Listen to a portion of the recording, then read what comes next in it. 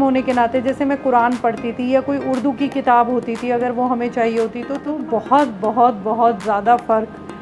एक आम इनमेट और हम लोगों में किया जाता है। किसी एक अकेली इशरत जहाँ का प्रोटेस्ट नहीं था।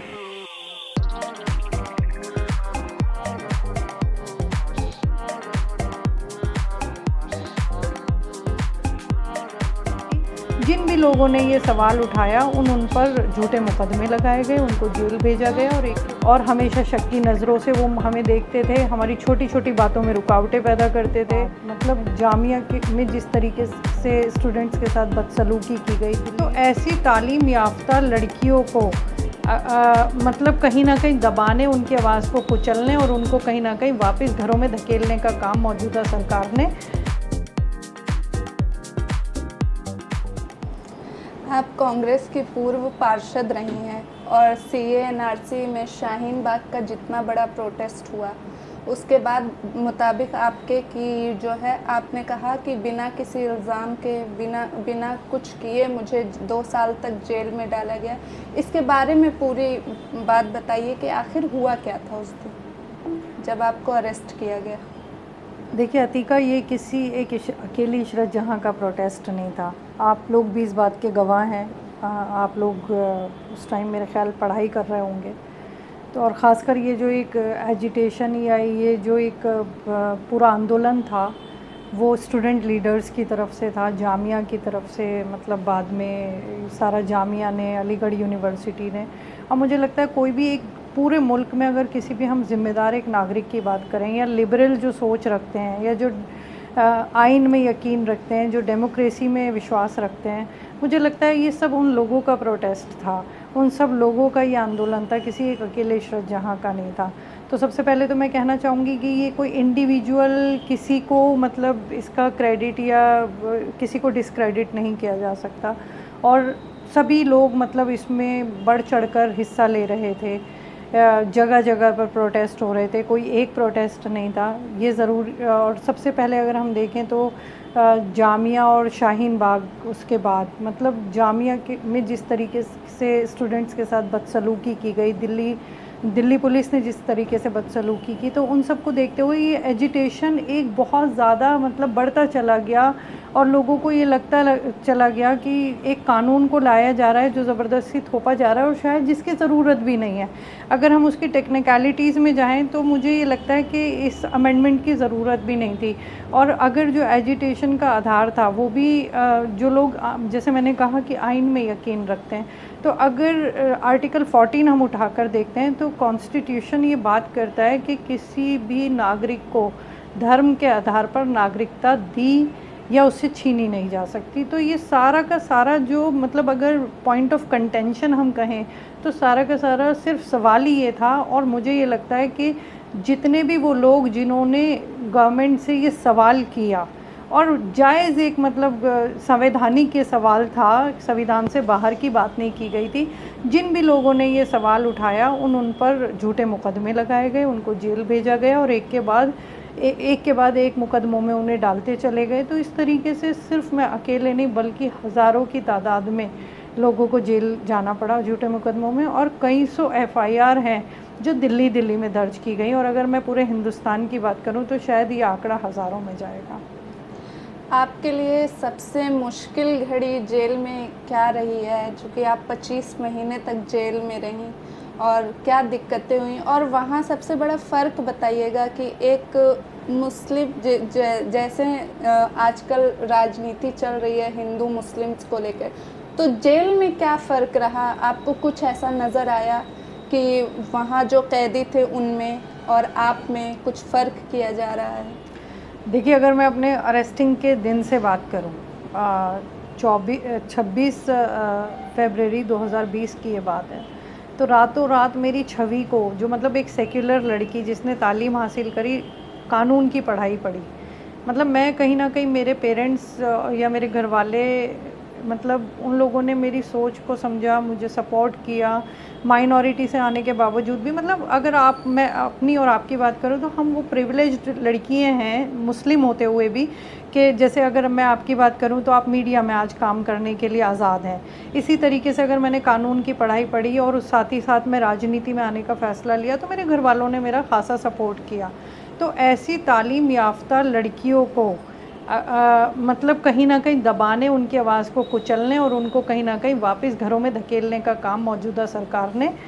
मैं ये कहूँगी कि सबसे बड़ा एग्जाम्पल रहा 2020 वाला। इसमें अगर हम स्टूडेंट्स की भी बात करें, उन्होंने भी झूठे मुकदमे लिए और जेल गई। इसी तरीके से अगर मेरी बात करें तो मतलब मैं जिस जगह से निगम पार्षद थी वो आरएसएस का गढ़ होता था, वहाँ से एक मुस्लिम का जीतना ही अपने आप में एक बहुत बड़ा, लोगों को मतलब एक बहुत बड़ा वंडर था। जब मैं 2012 में पहला चुनाव जीत कर आई तो बहुत बड़ा वंडर था कि एक आरएसएस के गढ़ से एक मुस्लिम कैसे निकली। लेकिन मैं वहाँ के लोगों को इस बात के लिए बहुत शुक्रगुजार हूँ कि उन्होंने सिर्फ मेरा कैंडिडेचर देखा। जैसे आपने भी बात की कि मुस्लिम होने की वजह से, तो सिर्फ ये नहीं है कि मुस्लिम होने के नुकसान ही नुकसान है, उसके मतलब जो सोसाइटी है, जो समाज है, जो मतलब अगर हम व्यवहारिकता देखें तो वहाँ पे लोगों ने मुझे चुना, सिर्फ इसलिए चुना कि ये लॉ ग्रेजुएट है, यंग है, काम करेगी। लेकिन बाद में एक अगर हम कोई आवाज़ उठाते हैं कानून के, मतलब कानून के दायरे में रहते हुए अगर संविधान के लिए कोई आवाज़ उठाते हैं, तो हमें झूठे मुकदमे में जेल जाना पड़ा। और जेल भी सिर्फ एक मुकदमे में नहीं, एक के बाद एक मुकदमे हमारे ऊपर लगाए गए। जैसे ही शाम में रिहाई होनी थी, दोपहर में हमें दूसरे मुकदमे में उठा लिया। तो वहाँ पर अगर मैं जेल की बात करूँ तो बहुत बहुत बहुत ज़्यादा फ़र्क एक आम इनमेट और हम लोगों में किया जाता है, जिन पे ख़ासकर यूएपीए लगी हो या कहीं ना कहीं जिनको मतलब इस तरीके का देशद्रोही वाला एक टैग लगा दिया जाता है कि भाई आप देशद्रोही हैं, या आप गलत करके आए, या आप कोई एंटी पर्टिकुलर कम्युनिटी कोई काम करके आए। तो ये जो झूठे मतलब एलिगेशंस थे, उसको देखते हुए प्रशासन का जो रुख मेरे लिए था वो बहुत ज़्यादा मतलब बायस था और हमेशा शक की नज़रों से वो हमें देखते थे, हमारी छोटी छोटी बातों में रुकावटें पैदा करते थे। मेडिकल सुविधा की बात करूं तो मेडिकल सुविधा के नाम पे जेल प्रशासन, सिर्फ मैं मंडोली जेल में बनती, सिर्फ मैं मंडोली की बात नहीं करूंगी, बल्कि जो मेरे और भी मुकदमेवार बंद हैं वो भी खासा आए दिन अपने मतलब कोर्ट में ये कंप्लेंट कर रहे होते हैं कि हमें मेडिकल सुविधाएं नहीं हैं। उनको बहुत ज़्यादा दिक्कतों का सामना करना पड़ता है। और जैसे आपने कहा कि मुस्लिम होने के नाते, जैसे मैं कुरान पढ़ती थी या कोई उर्दू की किताब होती थी, अगर वो हमें चाहिए होती तो मतलब इस तरीके से हमें शक की नज़रों से देखा जाता था, या और इनमेट से पूछा जाता था कि ये कोई गलत प्रीच तो नहीं करती। तो हम वहाँ प्रीचिंग के लिए नहीं थे, हम तो खुद झूठे मुकदमों में फंसाए गए थे और किसी भी तरीके से हम वहाँ से बाहर आना चाहते थे। और यूएपीए अगर लगी है तो 6 महीने तो आपको यही नहीं पता होता कि आपको किस किस झूठे मतलब एलिगेशन के तहत आपको यहाँ पे रखा गया है। और अगर मैं बात करूँ एक आम केस की और यूएपीए की, तो आम केस में ये होता है कि ज़्यादा से ज़्यादा 90 दिन की इन्वेस्टिगेशन होती है, आपकी कस्टडी होती है। लेकिन यूएपीए में 180 दिन, यानी कि सीधे सीधे 6 महीने आपको यही नहीं पता, आपकी चालान दाखिल नहीं हो, चार्जशीट दाखिल नहीं हुई कि आपको क्यों बंद किया गया। और अगर मैं बात करूं जो कोविड इधर मतलब फ़र्स्ट वेव आया और हम लोगों की अरेस्टिंग डली थी, और उसके बाद फर्स्ट वेव आया, तो 1 साल तक मतलब हम लोगों की मुलाकातें नहीं हुई। 1 साल तक हम लोग को कोर्ट नहीं लाया गया, हमारी वकील से मुलाकात नहीं हो पाती थी, हमारे कपड़े अंदर नहीं आ पाते थे, हमारे ज़रूरत के लिए जो मतलब मिनिमम खर्चे के लिए पैसे होते हैं महीने के, वो हम लोग को नहीं मिल पाते थे। मनी ऑर्डर्स अगर घर से आते थे तो वो कैंसिल हो जाते थे, और कई बार ऐसा होता कपड़े ये लोग नहीं आने देते थे। तो बहुत बहुत ज़्यादा दिक्कतों का सामना करना पड़ा 1 साल खासकर। फिर धीरे धीरे थोड़ी आदत भी पड़ी। और अगर मैं इनमेट की बात करूं तो इनमेट शुरू में थोड़े घबराए, थोड़े परेशान भी हुए कि भाई बहुत हाईलाइटेड मतलब बहुत एक हाईलाइटेड केस में एक आतंकवादी महिला है जो जेल में आ गई है, इनसे दूर रहना है। तो प्रशासन का बनाया हुआ एक परसेप्शन था। लेकिन जैसे जैसे दिन बीतते गए तो मतलब वहाँ जो इनमेट थी वो सहेलियाँ बनी, महीने में, 2 महीने में, कोई 4 महीने में, इस तरीके से साल भर के बाद मतलब वहाँ रहना,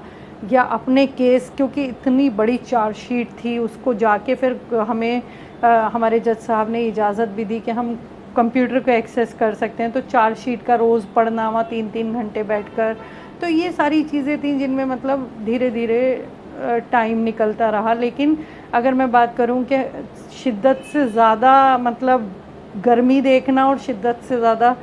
ठंड देखना, या मतलब छोटी से छोटी बेसिक, मतलब अगर मैं राइट टू लाइफ की बात करूं तो राइट टू लाइफ भी हम लोगों को वहाँ पे एक तरीके से डिनाइल था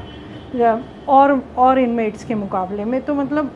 बहुत दिक्कतों का हम लोगों ने सामना किया। अतीका, अगर मैं बात करूं अपने मौजूदा केस की,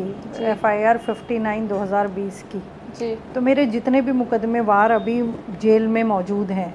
जिनको बेल नहीं हो रही है, ये यहाँ तक कि मतलब इतना ज़्यादा डिफ़िकल्टीज़ हैं या अनफॉर्चुनेटली कि सुप्रीम कोर्ट से बेल विड्रॉ करके दोबारा सेशन कोर्ट में लाना पड़ा। तो 4.5 साल से ज़्यादा का वक्फ़ा हो गया है और अभी तक आप ये देखिए कि ट्रायल स्टार्ट नहीं हुआ है। तो सबसे बड़ा एग्जाम्पल तो हमारा खुद का केस है कि मतलब अभी सुप्रीम कोर्ट ने हाल ही में 14 अगस्त में ये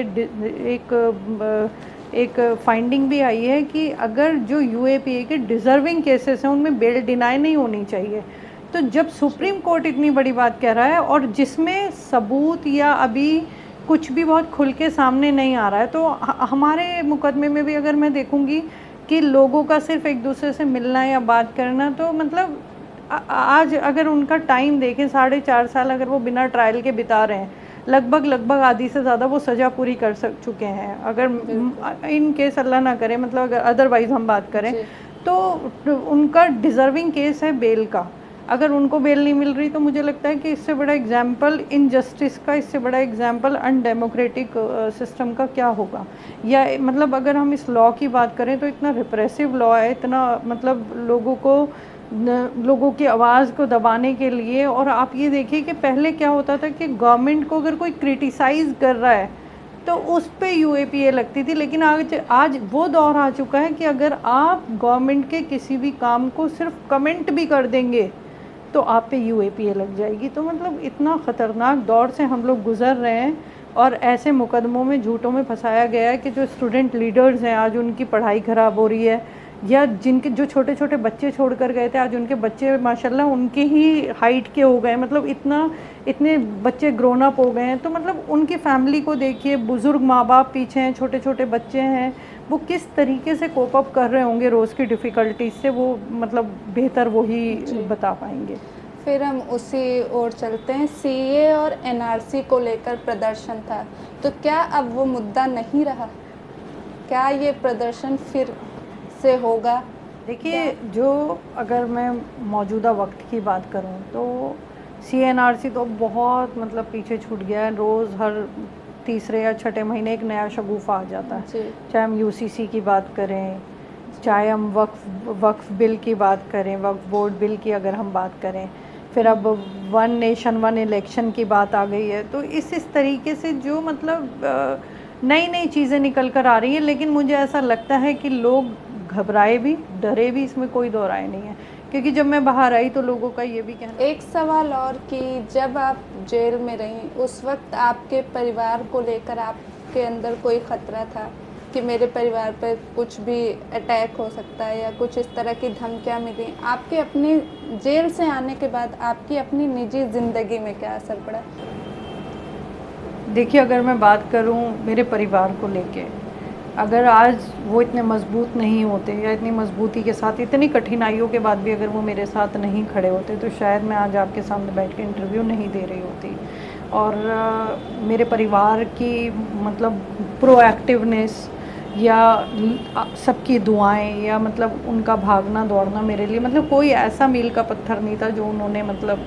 नहीं टटोलने की कोशिश की या पलटने की कोशिश की।